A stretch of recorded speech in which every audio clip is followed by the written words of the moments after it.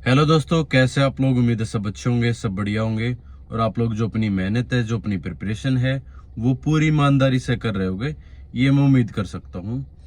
और काफ़ी important information है वो इस वीडियो के अंदर आपको देखने को मिलेगी, तो वीडियो को थोड़ा सा ध्यान से देखना। एक तो आपके एग्ज़ाम से रिलेटेड कि आपका एग्ज़ाम है वो कब होगा। दूसरी इन्फॉर्मेशन करेक्शन डेट से रिलेटेड कि जो दिल्ली पुलिस कांस्टेबल की करेक्शन डेट है वो किस तरीके से होगी, कब होगी। और आप एग्ज़ाम सिटी है वो भी आप सेलेक्ट कर पाओगे। और सबसे इम्पोर्टेंट चीज़ सिलेक्शन के लिए जो जीएस बाधा बनी हुई है बहुत सारे बच्चों के लिए कि एडिक्यूटी के आने की वजह से किस तरीके से हम जीएस को या क्या स्ट्रेटेजी है वो लेके चल सकते हैं, किस तरीके से हम पढ़ाई है वो कर सकते हैं, वो इस वीडियो के अंदर रहने वाला है।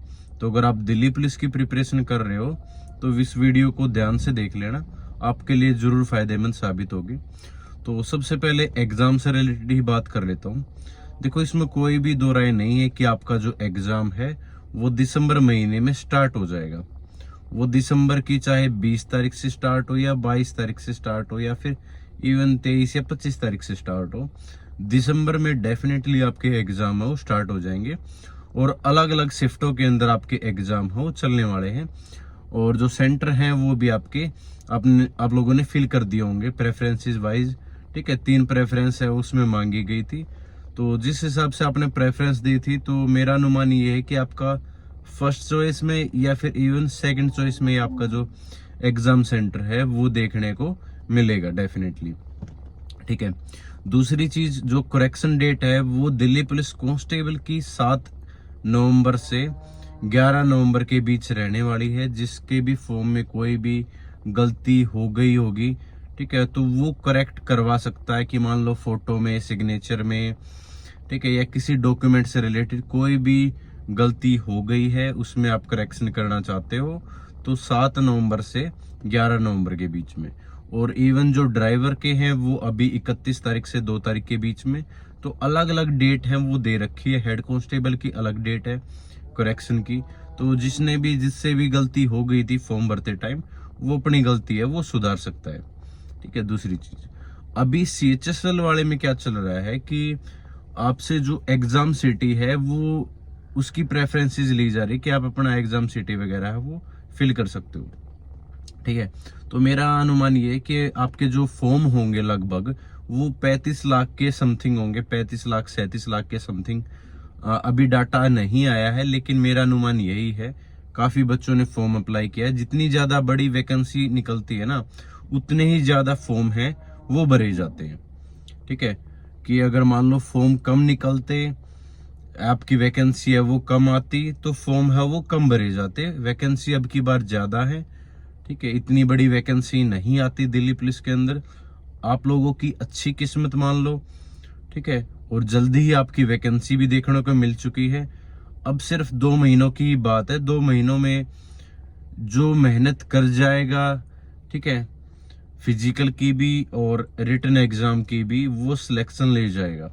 ठीक है, वो या जो अभी भी ये सोचेगा कि एग्जाम डेट आएगी तब मैं थोड़ी सी और मेहनत है और करूंगा ज्यादा, अभी मैं 3 से 4 घंटे ही पढ़ लेता हूँ, उसके बाद में थोड़ा सा और एक्स्ट्रा एफर्ट डाल दूँ, ऐसा नहीं होता।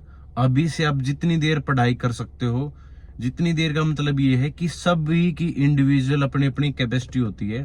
ठीक है, कोई 4 घंटे पढ़ सकता है, कोई 8 घंटे पढ़ाई कर सकता है। पढ़ाई करने का मतलब ये है कि जो चीजें आप पढ़ रहे हो वो चीजें आप अपनी मेमोरी के अंदर, ठीक है, सेव कर पा रहे हो। समझ रहे हो ना, कि जो चीजें आप पढ़ रहे हो वो चीजें आप समझ भी रहे हो। ठीक है, आप उस चीज को रिवाइज भी कर रहे हो। ऐसा नहीं कि सिर्फ आप पढ़ाई पढ़ाई कर रहे हो, कोई वीडियो देख रहे हो कंटिन्यू तरीके से, आपने डेली 6-7 वीडियो देख ली लेकिन उसमें से आप ना तो उन चीजों को रिवाइज कर पा रहे हो, ना उन चीजों को ज्यादा समझ पा रहे हो, तो उस चीज का इतना ज्यादा बेनिफिट नहीं मिलेगा।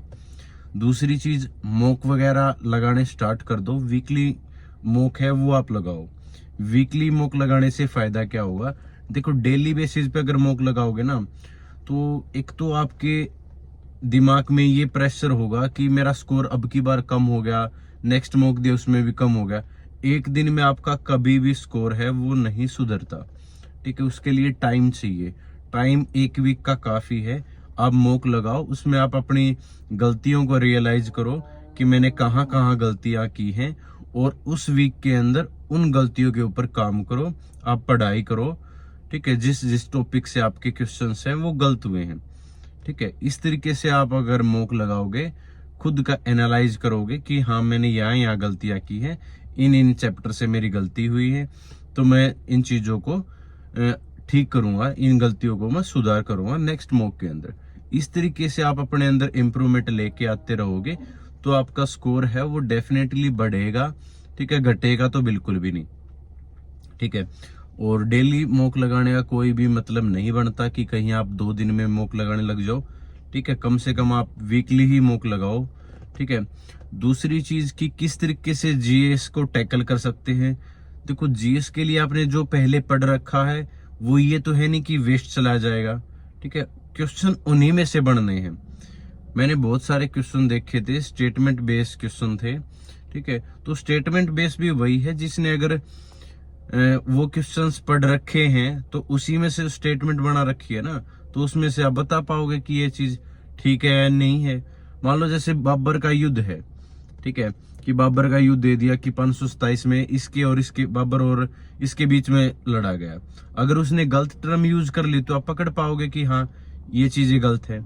दूसरी चीज, इकोनॉमिक्स से ज्यादा क्वेश्चन पूछे जा रहे हैं, तो वहां पर थोड़ा सा आपको एक्स्ट्रा एफर्ट डालने की जरूरत है। वहां पर एक बार आप थ्योरेटिकल या अलग से वीडियो, सेपरेट वीडियो है किसी भी टीचर की, या उसमें आप आधा घंटा या 1 घंटा एक्स्ट्रा लगा सकते हो इकोनॉमिक्स के अंदर। करंट अफेयर है वो करो आप, ठीक है। जनवरी से लग के नवंबर तक की आप करंट अफेयर है उसको आप अच्छे से कवर करो। स्ट्रेटेजिक के मोस्ट इंपोर्टेंट जो भी आपके पास थ्योरी की बुक है, चाहे वो ल्यूसेंट है या किसी और टीचर की है, थ्योरी वाली जो बुक है उसको अब रिपीटेड मोड के अंदर आप उसमें पढ़ाई करो, अच्छे से उन चीजों को देखो, ठीक है। और कंप्यूटर का मैंने अलग से बता दिया था। और जो आपके पास प्रीवियस ईयर है, ठीक है, उसको मत छोड़ो। कुछ बच्चे ये कह रहे थे कि सर जैसे प्रीवियस ईयर की मेरे पास बुक है तो मैं पीवाईक्यू नहीं करूं। क्यों नहीं करोगे भाई, ये बताओ। पीवाईक्यू में भी तो आपके क्वेश्चन ही तो दे रखे हैं जो डिफरेंट डिफरेंट एग्जाम के अंदर पूछे गए हैं या टीसीएस ने एग्जाम के अंदर पूछे हैं। वो भी तो आपकी जो नॉलेज है उसको इम्प्रूव कर रहे हैं, ठीक है। तो आपको आइडिया भी हो जाता है कि यहाँ से ये क्वेश्चन पुट हो रहा है।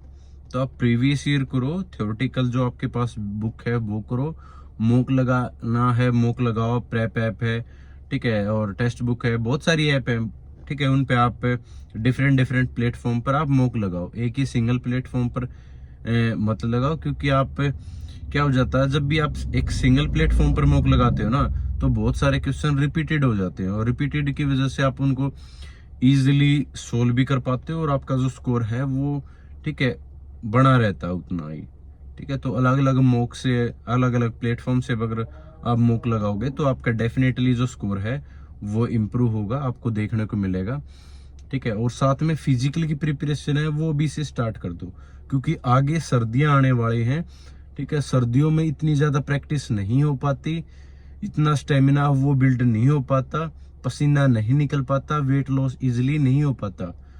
तो आप अभी से अपनी जो फिजिकल की प्रैक्टिस करोगे, अगर आपके अंदर वेट कम होगा तभी आप लॉन्ग जंप अच्छे से लगा पाओगे, तभी आप हाई जंप है वो अच्छे से लगा पाओगे, 1600 मीटर की रनिंग अच्छे से कर पाओगे।